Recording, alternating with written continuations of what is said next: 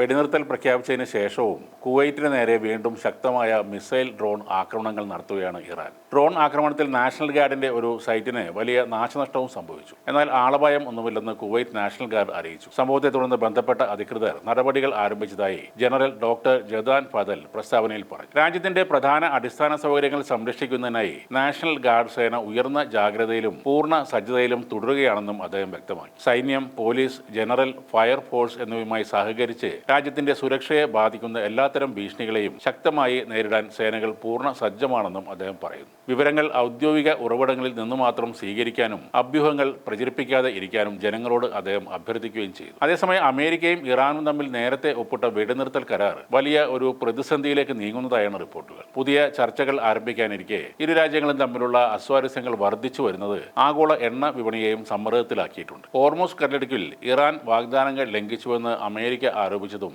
Israel ലെബനോണെ ആക്രമിച്ചത് വെടിനിർത്തൽ ധാരണയുടെ ലംഘനമെന്ന് ഇറാൻ കുറ്റപ്പെടുത്തിയതുമാണ് ഇപ്പോൾ ഉയർന്നിരിക്കുന്ന പ്രതിഷേധത്തിന് പ്രധാന കാരണം. ഹോർമൂസ് കടലിടുക്കിലെ ഉപരോധം ചർച്ചകൾക്ക് മുമ്പ് പൂർണ്ണമായും ഒഴിവാക്കില്ലെന്ന നിലപാടിലാണ് ഇറാൻ ഉള്ളത്. ലെബനോണിലേക്ക് ഇസ്രായേൽ തുടർച്ചയായി ആക്രമണം നടത്തുന്നതിൽ കടുത്ത വിമർശനവും ഇറാൻ ഉന്നയിക്കുന്നുണ്ട്. കരാറിന്റെ ഭാഗമായുള്ള നിബന്ധനകൾ ലംഘിക്കപ്പെടുന്നു എന്നാരോപിച്ച് ഇറാൻ എണ്ണ വിതരണത്തിൽ നിയന്ത്രണങ്ങൾ ഏർപ്പെടുത്തിയതായാണ് നിലവിലെ പ്രതിസന്ധിക്ക് പ്രധാന കാരണം. മധ്യേഷ്യയിലെ രാഷ്ട്രീയ സാഹചര്യങ്ങളും ഉപരോധങ്ങളുമായി ബന്ധപ്പെട്ട് എണ്ണ കയറ്റുമതിയിൽ വലിയ ഇടിവും ഉണ്ടായിട്ടുണ്ട്. ഇത് വരാനിരിക്കുന്ന ഉന്നതതല ചർച്ചകൾക്ക് തിരിച്ചടിയാകുമെന്ന് നയതന്ത്ര വിദഗ്ധരും വിലയിരുത്തും. സമാധാന ശ്രമങ്ങൾ പാളുന്നത് മേഖലയിൽ വീണ്ടും സംഘർഷ സാധ്യത വർദ്ധിപ്പിക്കുകയാണ്. അതിനിടെ യുദ്ധമുഖത്ത് ഇസ്രായേൽ സൈന്യത്തിന് കനത്ത തിരിച്ചടി നൽകിക്കൊണ്ട് ഹിസ്ബുള്ളയുടെ എലൈറ്റ് കമാൻഡോ വിഭാഗമായ റിസ്വാൻ ഫോഴ്സ് നടത്തിയ അതിശക്തമായ ആക്രമണത്തിന്റെ ദൃശ്യങ്ങളും പുറത്തുവന്നു. ചൈനീസ് സൈന്യത്തിന്റെ ടാങ്കുകളെ ലക്ഷ്യം വെച്ച് നടത്തിയ ഈ മിന്നൽ ആക്രമണം ഇതുവരെ നടന്നതിൽ വെച്ച് ഏറ്റവും ശക്തമായ ഒന്നാണെന്ന് വിലയിരുത്തപ്പെടുന്നു. യമൻ പൗരനായ ഡോക്ടർ മെഹ്റാൻ അൽ സൗദിയാണ്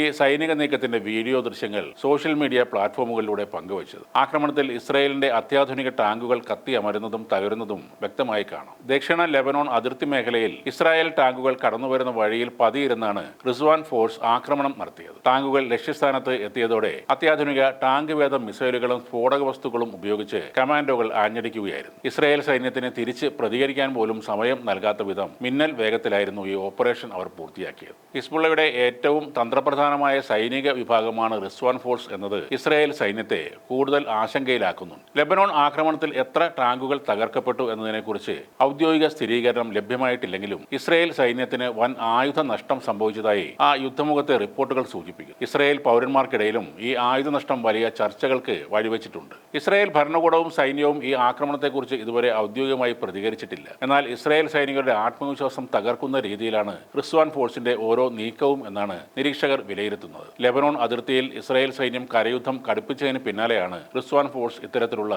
ശക്തമായ പ്രതിരോധം തീർക്കുന്നത്.